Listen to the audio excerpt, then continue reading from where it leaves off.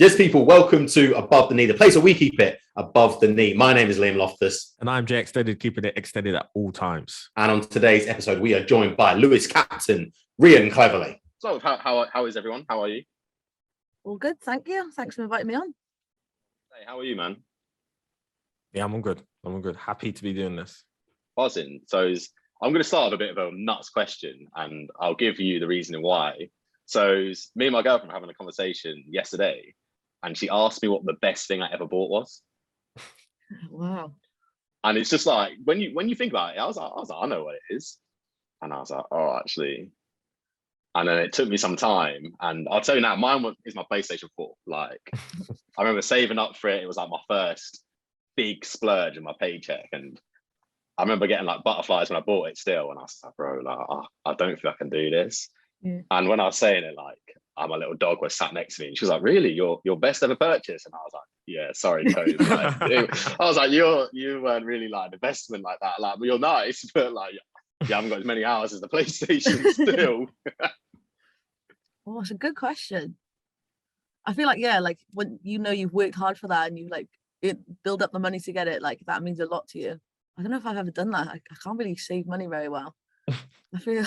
I think actually for me, a couple of years ago, so I thought it was the best present ever for someone else. So I bought my mum and dad. I saved up when I bought them a hot air balloon experience for Christmas. I was like, I'm gonna be like the favorite child for the first time ever. And they still haven't. It's been like 2 years now. They still haven't done it. Like I'm pretty sure. Is that because of like COVID and stuff though? They say that, but I mean, there's not many people. If you go up in a hot air balloon, like there's no risk of COVID, is there? So, yeah, and it's all that air, isn't it? I don't know. The air couldn't get purer, really. So I thought that was the best gift or like the best thing I've ever bought, but I don't know, maybe it wasn't appreciated as much as I thought. The thought that counts, that's what they say, isn't it? Exactly. Jay, what about you? I'd say it has to be my PS5. I think it's just because when the PS4 came out, I remember I went to school when someone had it. There was just like this really rich kid and his dad got it for him, like release day. And I was like, everyone went to his house, but I wasn't allowed to. Like, my mom was really strict. She was like, you have to go home straight after school. So I was like, don't get to play it. So I went home. I was like, oh, mom, can I get the PS5? Can I get the PS4? And she was like laughing at me. And I was like, okay, pretty much I'm not getting it. And then like the PS5, like, you know, that big announcement, the PS5's coming in November. And I was like, oh, now. I thought about the younger me. I was like, 15-year-old James couldn't do it. I was like, no, I'm doing it. So I pre-ordered it. Now I got adult money. Yeah. And then I was like, the day it came out, I was like, the Amazon guy was like, I'm around. I was looking like a meerkat. You know, meerkats just stand up like, where is it? And then it finally came and I was like, 15-year-old James wanted this moment. And now. It's out now with the PlayStation. I can't believe you got a release date. I've never got anything. I got it release date in my life. It was incredible. It came at 3:12.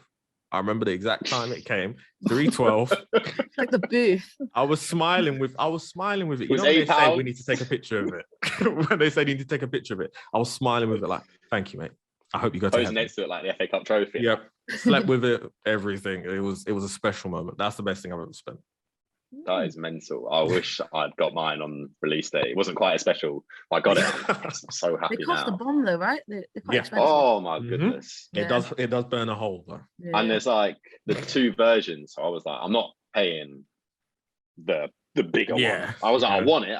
I really want it, but I'm also I got the cheaper one. I said I also don't have the money to want something that bad. I was like, nah, I can't deal with that. So I had to wait. I got it.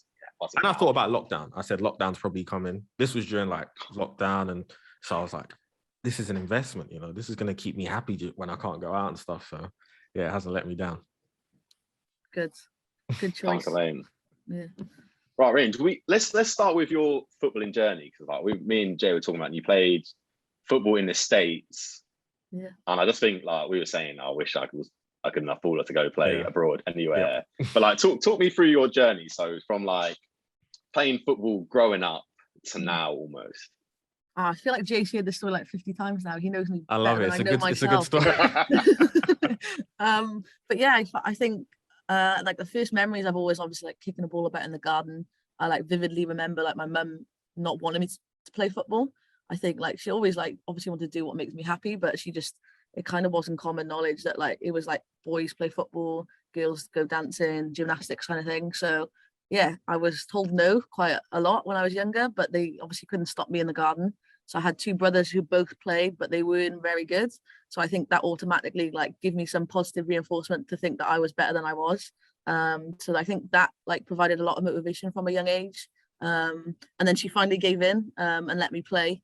I joined like a local boys team, played for them for like 5 years, and still friends with some of the boys now back at home. And then from there, like I think the age maybe 14, so it's like 9 to 14, I played for them. It was you had to play for your age group and the age group above.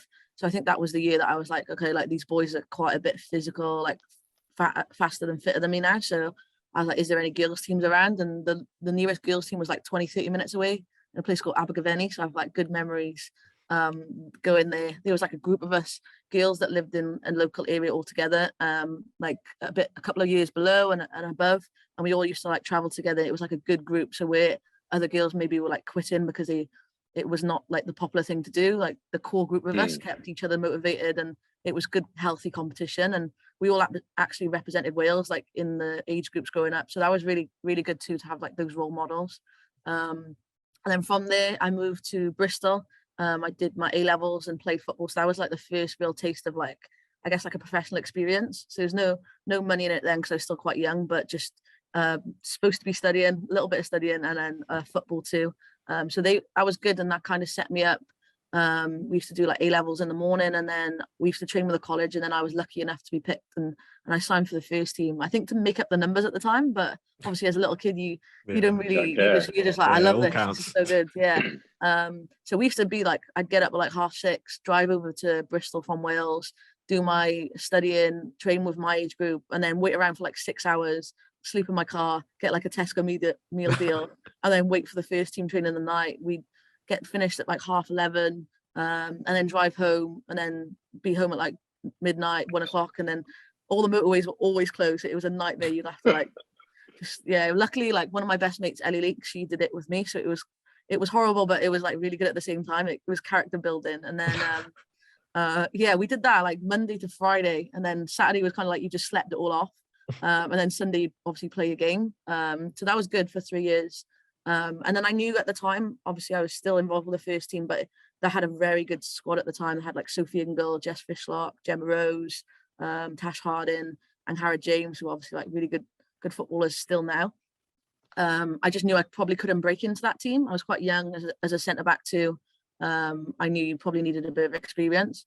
So my options were either to go and sign for Reading or go over to America. I wasn't 100% sure, I got to be honest. I know like Bend It Like Beckham and stuff is very appealing, but I just didn't know whether it was the right thing for my development because the game was growing so quickly here.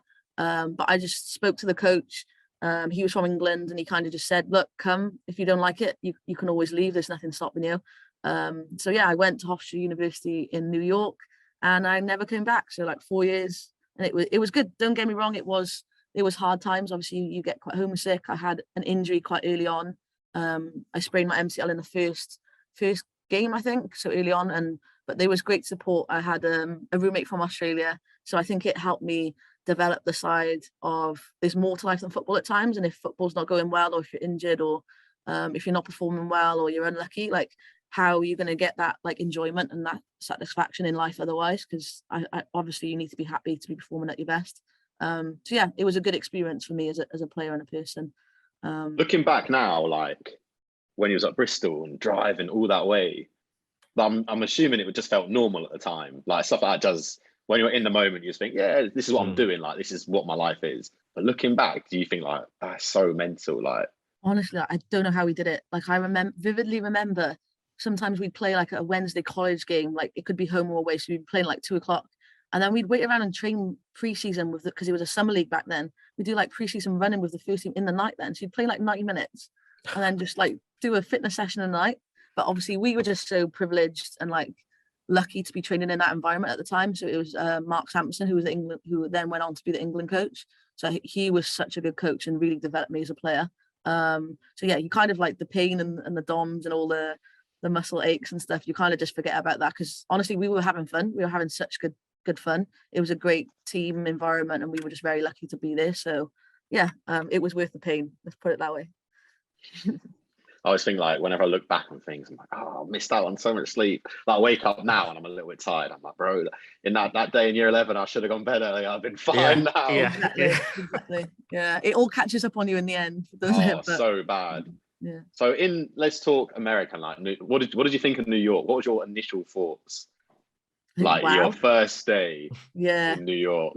Yeah, I think that I remember, because I got into in pre-season it's quite strict, so they want you to be on your feet quite a lot. You do like 2-3 sessions a day, but because I got injured, I remember my coach letting me go into New York City. It was about a 20-minute train journey. He said, like, you can go in on your day off rather than resting because you're injured. Like, we know you need like to get a bit of positivity. And because my friend from Wales was in the city at the time, so my first day was going to be meeting up with a friend from Wales in the city. And I remember my knee being really sore, and he was like, just make sure you catch the subway. So when you get there, like, don't be walking around loads. Like, get the subway to wherever you're going to meet in Times Square or whatever. But I just couldn't work out the subway system. So I remember, like, I got the main train in, and then we got up from, I think it comes out of Madison Square Gardens, and just being like, wow, like, you can watch movies and you can see it on TV and stuff like that, but nothing really like prepares you for the real thing.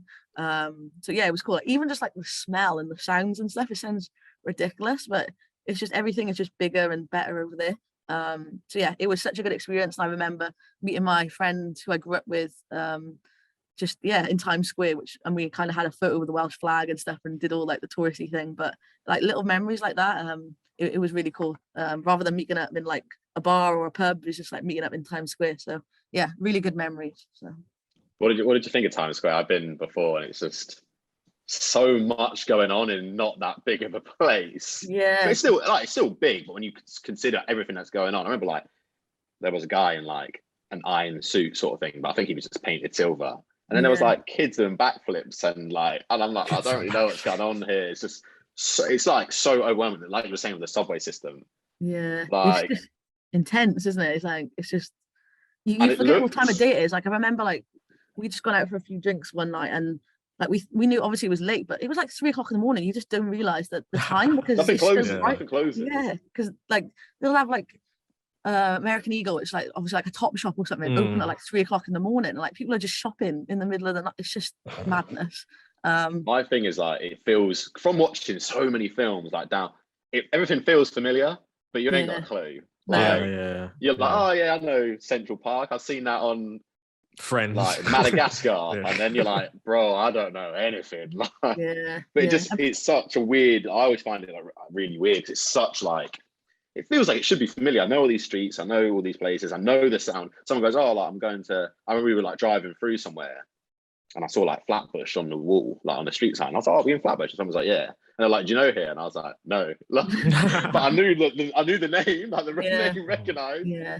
And it's just like, I just found it such a mental place. Like, do you think it makes you almost want to show extra hard that you're Welsh when you're in somewhere like America, like really determined to like remember your roots and that kind of thing? I think people make it very like, there's no way you can forget. So I think I remember like, a lot of times being in like a class, and just as soon as you speak, everyone just like turns their head like you spoke in a different language or something.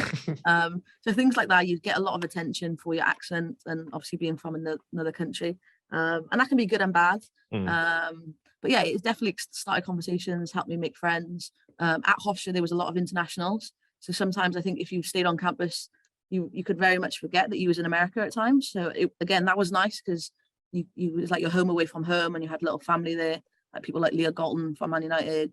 I was close with like Chloe Dale, who you grew up playing for Chelsea and stuff. I think Amber Stobbs, that you know quite well too. So there was loads of us internationals, and kind of always stuck together, or they looked out for each other because they were a couple of years ahead of us. So they set up their banks, they'd set up like their mobile phones and stuff, little things like that you don't even think about when you move. It's not just moving teams, that you're changing everything. So yeah, I was really lucky to have people like that, but it made me appreciate home a lot more, I think, which is the nice thing too. So I always remember like we were lucky to come home every Christmas, and then in the summer for a little bit of time too. So it was always like, yeah, I couldn't wait to see my family, my friends, like straight to Nando's and things like that. So I'm grateful for that, because I definitely think that I took stuff like that, especially like my family and how lucky I was with them, just for granted a little bit when I was at Bristol. just having all my like kit washed for me and ready, and like food and stuff on the table. So yeah, it was definitely a good like learning experience in that sense, I think. What's your Nando's order now, right now? What would, like, Nando's, someone better job goes, do you want a Nando? What are you ordering? Well, I'm a bit angry about this because the Fino Pitta is the best, but I don't know, like a lot of places haven't gone back to that since COVID. It's like, I don't know if you've had it, but it's like a pita wrap with chicken thighs and halloumi. It's just like the best combination. But yeah, like it was on the menu the other day and I was like, they brought it back. And then I went up to the till and they were like, oh no, sorry, we don't have that anymore.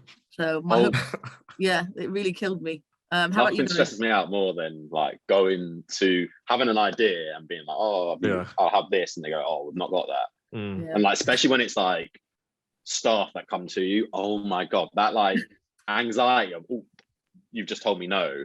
It's just like, I don't know. I'm just like, my whole day's ruined.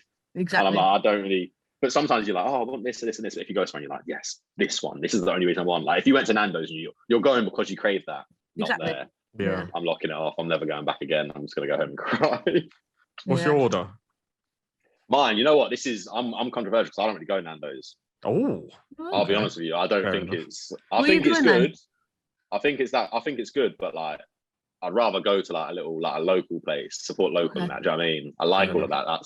That makes me feel like a valued customer. But obviously I'm not just a number. So I'll be like chicken thighs and like the peri salted chips and then halloumi and probably mash. Even though like chips and mash is a bit mental. Like, and it feels mental ordering it as well. Yeah. Like this guy, potato two ways. If I was in like a Michelin restaurant, I love potato two ways, please. But like it's like a nuts thing. But yeah, and then like I usually go medium and then hot sauce. But I had like a German friend, or when I was working at Man City, he was like the esports player, and he'd never been to Nando's before. And you just forget because it's something we do. You go in and we sit and we order and we go up and then get your drink. And this guy, I went up and ordered, and he just sat there and just didn't really know what to do. When's the waiter coming? I go up and tell him, and he was like, okay. And he's like, so what's this? Nando's. And I was like, yeah. And he was like on Snapchat showing his friends.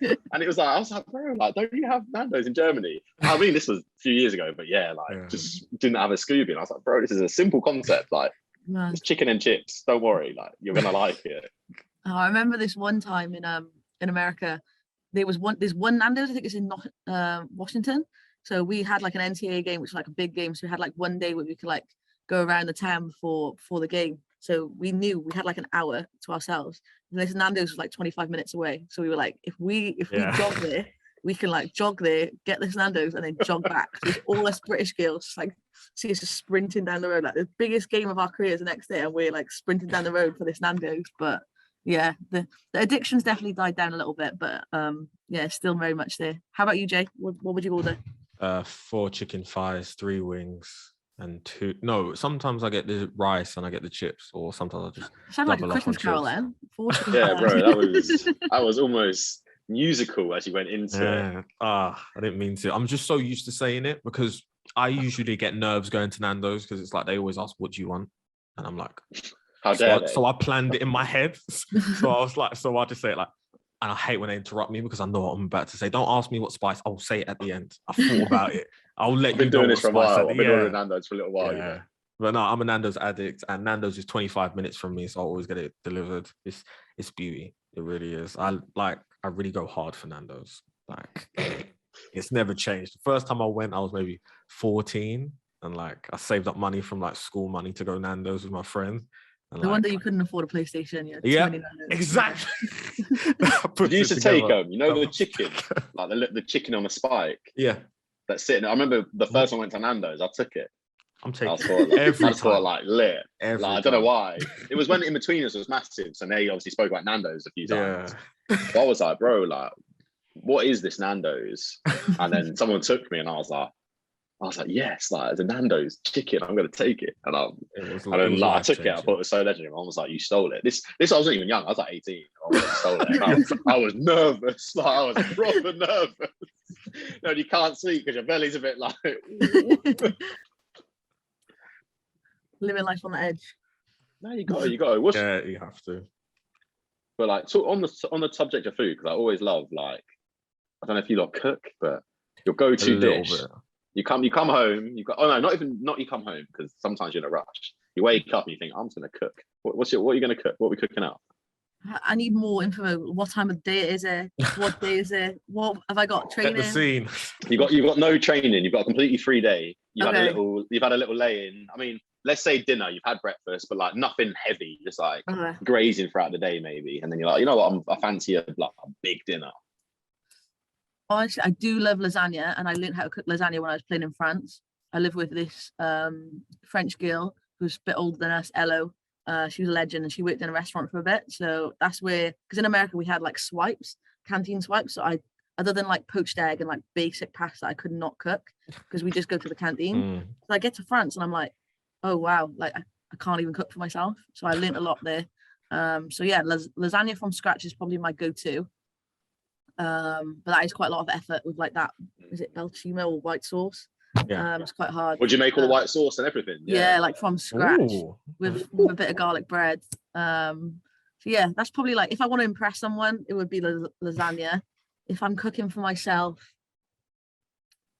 I don't know, something easy like stir fry. I know it's boring, but it takes 5-10 minutes. Quick, Isn't it? innit? Yeah. So how about you guys? I feel that I like the lasagna, but my thing with lasagna is I'm very much one of them people. If I cook it, I'm eating it all. Like, unless I'm cooking for someone. No, not that I won't share. I'm not like, if we're all up mine for dinner, I'm not going to cook up a whole You've got the whole lasagna pot like this and eat the whole thing in front of you. Me and Jay just order Nando's again. Yeah, So. And then Nando's near me. You got struggling. But like, you know, when like I never learned portion control. Like I just from like university, and I don't know, it's just a skill, isn't it? Like I don't know, like I put in what I think's a handful of pasta. This is going back to uni, and it's feeding me for the month. Like it's so much food. But like I always do it. But yeah, lasagna. I've not made lasagna for a little while. We made sushi yesterday. Oh, nice. That's That hard. is like, nah, it's not actually too hard. We got a little rolling mat, like a little cheat thing, which makes it a lot easier. But yeah, I think if I'm trying to impress people, a sushi, because it comes out and like you can put it on like the wooden boards and arrange it nice. Yeah, that's always a winner. Different. Jay, what about you? I feel like I'm interviewing you now. We love to see it. But I've only recently just started to cook because I've moved out for the first time, so I'm not near like my mum and stuff. So it's literally she's 2 hours away. So it's literally, if I don't cook, I'm gonna have to spend money, and I'm already spending enough money as it is. So I've learned how to cook. So I'm not gonna lie, mine's very basic, but everyone's gonna enjoy it because I've made it. So it's just simply chicken, and it's not macaroni and cheese. It's cheesy pasta. So I've made the pasta, and I've just grated the cheese over it, and then I've put it in the microwave. It's delicious. Nice. That's all right. Yeah. If you want to cut out a trick, I was a firm believer of no microwave. I'm a microwave conspiracy theorist. Love me a microwave. I just think they're a bit mad. So I never had one. Like when I moved out, I never had one. So my girlfriend's got one now. I don't like using it.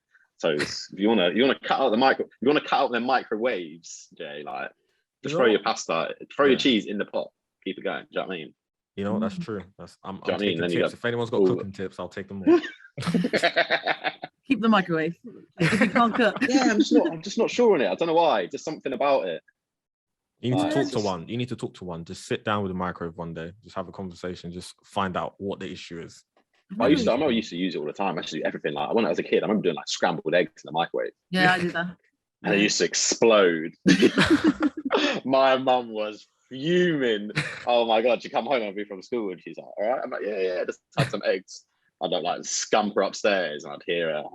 I'll go down. And she's like, what's this? I'm like, oh, I had some eggs. And she's like, did you eat any, or they all just in a microwave? I'm like, oh, it just blew up. But talking on poached eggs, actually, if you have a microwave, boil the kettle, microwave the kettle. But like boil the kettle, pour that into a bowl, make a little vortex, crack your poached egg in there, bang it in the microwave, minute and a half, perfectly poached egg every time. I wanted to ask, especially, you know, because you're at a team like Lewes, and like I feel Lewes is like the people's team. Like when you go there to the dripping pan, like everyone's in a great mood, like especially how people talk about Lewes. Do you feel like you have to be a role model? Or you just feel like being at Lewes, it's kind of like it matches your personality, and then it's easy for you to just go out there and represent Lewes? Yeah, I think Being at Lewes, I don't think I realised I was a role model until I came to Lewes. Okay. If that makes sense. So there's a really nice picture that we have a great cameraman called James, Ginger James, call him, and he takes very bad photos of me. I've got to be honest. There's some really always catches me at my worst moments. But there is this really nice picture, and it's like me signing an autograph with this little girl, but she kind of looks similar to me. Like she's like brown hair, long brown hair and stuff. So it's quite nice. It kind of looks like what I would have looked like at that age, I think. That was, looking at that photo was probably the first time that I was like, oh, wait a minute, like I'm a role model in this situation. So that was quite nice for me. And I think, just being at Lewes, it gives you a lot of opportunities to be a role model and like give back. And I think being at Hofstra in America, that was something that you always tried to do, is like doing a more volunteering and obviously like giving back to the community and stuff. And being at Lewes is just something that I enjoy doing that. Obviously it's hard when you've got uni and you've got football or you've got work and other things as well. But I think now that we're able to go a bit more full time, you do have a bit more time to do that. So like I think it was last week or the week before, I managed to get down to one of the under 16 training sessions, and it was just like really good to just see them and get to know them as girls too. Just like, and as you said, Jay, like when you come to the Dripping Pan, then there's just some really like good people here. So it makes you, it doesn't feel like work or doesn't feel like volunteering, because you just enjoy doing it then. Like, so yesterday we had like Sussex and like Surrey police officers in the building. So they had like a day jam-packed with stuff. I think they had a talk with Maggie, they had a talk with new head of performance Kelly. I had some lunch, they did some football, and then they did a chat with me. I did like respect in the changing room. But then we ended like the day doing like a chanting workshop. So they were like learning all these chants, and Karen's got a chant of them doing like chanting my name and stuff. So it was like it starts you just get involved, and then I was supposed to be here for half an hour, and then I ended up being here for like 3 or 4 hours. So it's so a long-winded answer to your question is like, it's just the environment here, it just sets you up to be a role model. And I think you can do as little as much as you want, but I think it's our duty as like women's footballers. I think if you can like inspire like the next generation and stuff and give them what maybe we never had, it's only going to help the game grow. So it's a win-win, I think. I think that's one of my favorite things about going to women's football is like after the game, you always see all the kids like surrounding the pitch. And they actually, and they stop, take pictures, sign things, and you're just like, bro, like I always just think like that could make someone's whole life. Like that's something they're going to remember literally for the rest of their lives. I think it's like such a special moment. Like I think that's like unbelievable. Like for you to have that on camera as well, like it's just, I think that's wicked. No, it's really nice. Like I know, so I have like loads of obviously like football boots and like football shirts and stuff. Because normally when we play for Wales or at the end of the season, like you get one of your shirts, and my mum is going crazy. She's like, if you bring another pair of football boots or football shirt back to this house, like I will burn them. Like she's just had enough now, because my house is just full of football shirts. So I've started like giving them out to just like young girls who've either like put a bit of interest into the club or seem to be doing like some good work. So I think that's something that I think has been really good the last couple of seasons. So there's one girl here, Izzy, who's young. She's like literally 6. I think she's just started playing, and she just loves it, and she's obsessed now with like the club and everything. So it's really cool just to see her like getting involved. And even like my little cousin back at home in Wales, she texts every Sunday just to let me know how she's got on at a football match. And it's kind of like there was like one week where she won and scored and got player of the match, and I think we played and we were awful. So I was like embarrassed to tell my 6-year-old cousin that we had a really bad game. So it's just little things like that just after a loss or after like a bad performance or after a bad day, like it's bigger than winning a game, isn't it? So as you said, it's really cool, and I think that's one benefit of women's football over men's football at the moment. Who was your role model growing up? Mine was, I was lucky I had Alex Scott, I think. So obviously the Arsenal women's team at the time when I was young was probably the only time you could watch women's football was on the FA Cup final, so like once a year. So I'd always watch her, and she was obviously really good, like right back. I used to play right back a little bit when I was younger for England and Arsenal, so she was cool. But I remember, I don't know if you heard this story before, Jay, but I made my debut for Bristol playing against Arsenal in the Conti Cup. My best friend Ellie came on, and she got megged by Alex Scott. I think it was 2, maybe 3 times in about 20 minutes. So it was just like, just really funny. And like, I think we always laugh about it now and look back, but it's quite cool to think that they were our role models, and then we managed to like play against them. And yeah, she's doing great work off the field now too, obviously Alex Scott. So it's good that there's people like that, and even if I can do like 2% of what she's managing to achieve, it would be great to help inspire the next people. Yeah. Did you think, like, growing up playing football, like when you was out kicking the ball with your brother sort of thing, did you think it'd ever lead to here, like you saying that, like you sort of feel like a little bit of, not pressure, but like onus to inspiring the next generation? Like, could you have even like conceptualized that as a kid, like playing football in the garden, thought, oh, you know what, like I'm going to play football because I want other girls, like younger girls, to look at me and go, yeah, I can play football as well? Did that even like ever cross your mind? Like, when was the first time that you thought like, oh, like this is like I'm doing something here? Yeah, I think only maybe in the last couple of years I've done a master's in sports psychology do I like learn to reflect and like look back at like not just what I've achieved, but like the things that I've like overcome as well.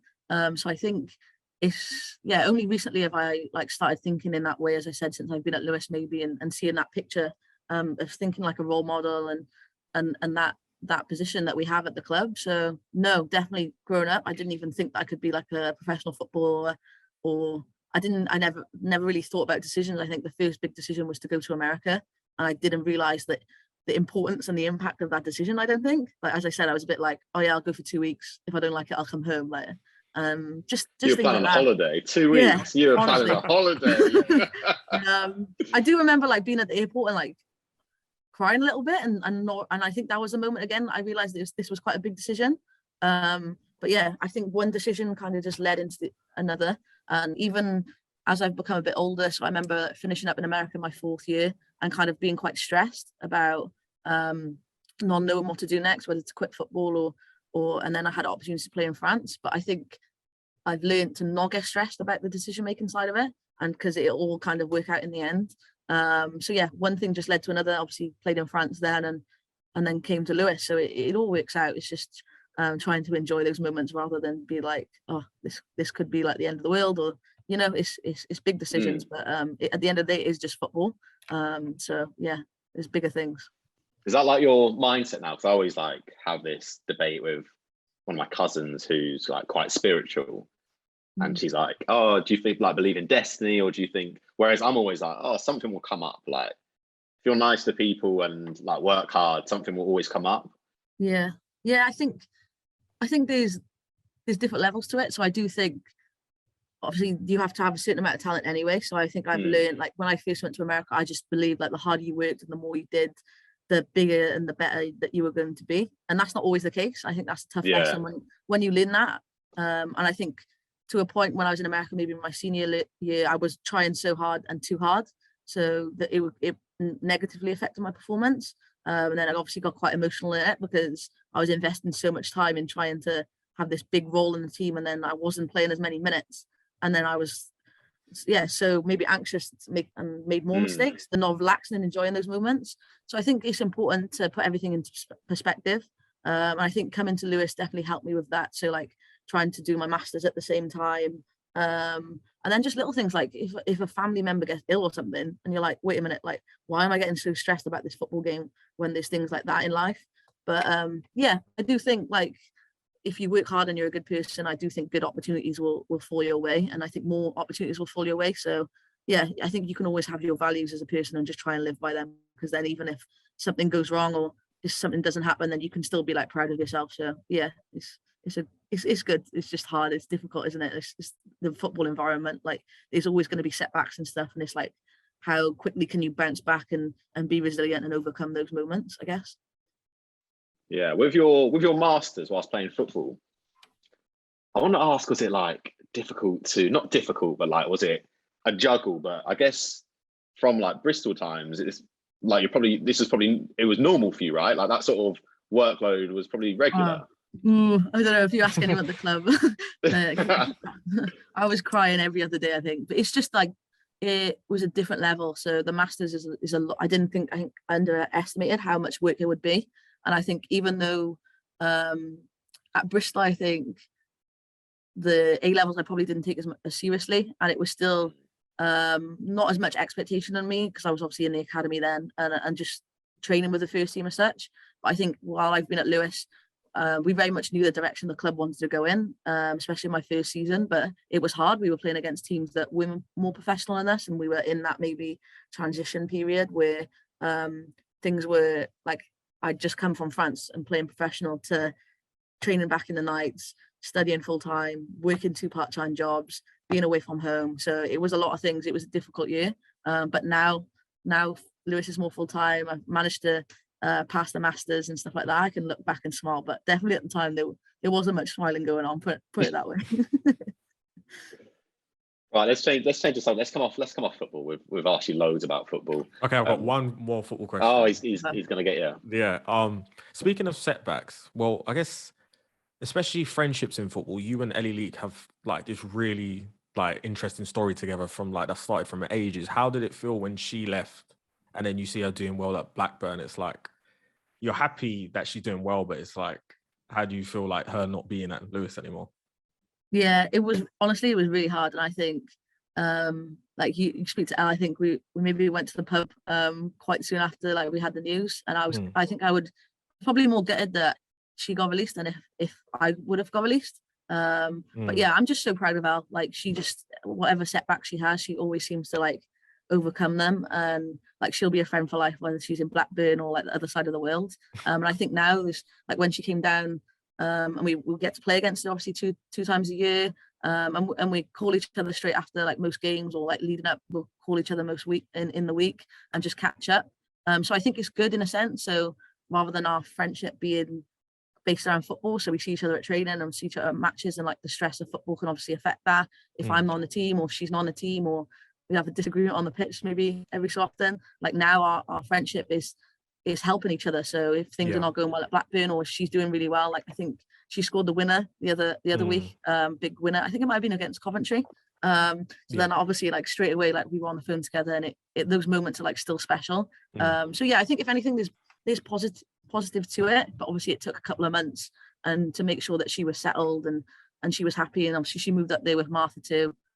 She had a big move to Man United, so it all works out in the end. But yeah, I would be lying if I said I wasn't gutted that she wasn't still at Lewes, because just like having her in my life every day is a lot more entertaining, but it can be hard work, I tell you, at times. Right, I want to talk films, because me and Jay talk films all the time. I feel like I've watched everything. So I need new recommendations. I need new flavors. I need to hear new things. What have you been watching at the moment? Whether it's a film, series, TV show, what thing? Yeah, what I'm saying? definitely more a series girl. My attention span is quite small, so to sit me still for like a good hour and a half is rare. But series, Ted Lasso, I think obviously is quite jokey and stuff, but that's something I find really funny. Again, going back to football, but just like that positive mindset, and it goes back to like my American roots as well, I guess. And then Succession, I don't know if you hit that, it's quite big at the moment. I've heard of it, yeah. I haven't heard of it. What's that about? It's I'm only like 3 or 4 episodes in, Okay. and apparently I've been told I'm not like getting it at the moment, but I think I need to stick with it. Yeah, But it's one of those. American based again. I don't know, Liam, if you know more than me, but it's like American based, and like this is basically like this rich family. The guy's really famous. I can't remember his name, so don't judge me. But go and Google it, and I think it would be right up your guys' street. But yeah, it's just like family dynamics and stuff, and it's quite interesting. Okay. And there's like 3 series, so it's quite big. But So you've got some in the bank sort of thing to like get through. Yeah, but yeah, honestly, I don't like. By the time we finish training, I like obviously to, like watch football and stuff like that. But no, I mean, I'm more like hanging out with friends or like sunsets and stuff. So I just like chill out. I don't watch. We were saying it's getting too cold, but on you saying about like a film has been an hour and a half. Yeah, that's not even a thing anymore. Like 2 hours plus everything. Oh my goodness. Yeah. To be fair, I did go and watch the James Bond. That was good. James Bond. Yeah, that was good. If you guys have seen that. I haven't seen it yet, but I'm hearing nothing. I don't want to ruin it. I'm not gonna ruin it. I'm just gonna have a little complain about the opening scene. Okay. What happens in it? Well, I'm just not the opening scene, but the opening like sequence. So his car's getting shot at. And the person he's in the car with is like hysterical, like really worried. And I'm sorry, like it's James Bond, it's an Aston Martin, and you don't think it's bulletproof? Yeah. Like, how well do you know him, really? Like, come on, like. So you're saying if you're in this car and someone's shooting at you, you're not flinching. You're there, straight faced, not scared at all. No. In believe it. any car, yes. But if I'm in the car with James Bond and it's an Aston Martin, I'm safe. You're reading the book. Like, I'm so safe. And it proper got me when she was like, and I was like, come on. I was like, you know him. Like come on, there's loads of films. But no, it is very, very good. I'd definitely watch it. I'm never usually a fan of. I would watch James it in the cinema Bond, though. but- Yeah, it's good. Do you prefer the cinema than like watching stuff at home? Because we were talking about this as well. Yeah, I think like obviously like prices and stuff are just like ridiculous, like extortionate at the moment. It's just like this better be the best film I've ever watched, just the money that I'm paying. Yeah. And I'm taking more and I'm sneaking in snacks at this point. Do you know that you don't have to sneak in snacks? I No? thought you do. That is was the something whole point. that I think it's something that maybe, I don't know if cinemas invented it, but there's no like rule against it. But it's just one of the things, it's like hearsay that there's a rule against it, but there's not. You can bring in your own snacks. That's completely fine, which is mental. It's maybe the chickens, the Nando situation where I'm like, you've got up your top and you're taking it out. I'm trying to sneak these sweets in. A full roast in a drawstring bag. Bring your Chinese. But Has anyone got the gravy? Just like off your lap. That would be so great. but yeah, I don't know. It's definitely more atmosphere, isn't it, when you go to the cinema, especially for like a film like James Bond. I feel like if you're watching that in your living room or like your mum or your housemates coming in every 5 minutes, like this just disturbing you. It's just not the same. Like you need to go and watch that at the cinema. James Bond is like one of them blockbusters that needs to be in the cinema. But I was saying I can't hear in the cinema. I watch everything with subtitles. And I have done for maybe 10 years now. So I can't hear TV without subtitles. Like, it doesn't matter how loud it is. I'm just like, what do you mean? Like, I can't do it.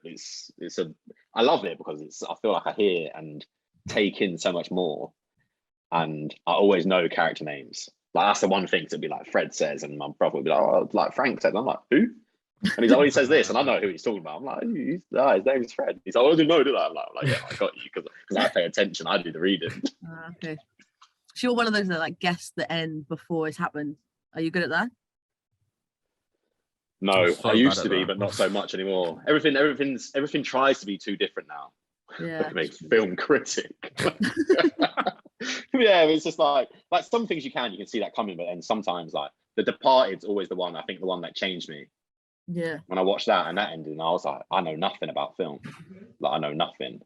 And then after that, I was like, I'll never prejudge ever again. I'll see it through. I'll even wait for the credits if it's Marvel. Right, guys. Thank you so much, Rhian. Thank you so much for joining us. I hope you can enjoy the rest of your day now. I hope training wasn't too much. I mean, maybe Nando's, maybe a film, who knows? But yeah, as always, Jay, thanks for joining us, and we'll see you all next time. No, pleasure. Thanks very much for having me. See you guys. Thank you. See you later. Bye-bye.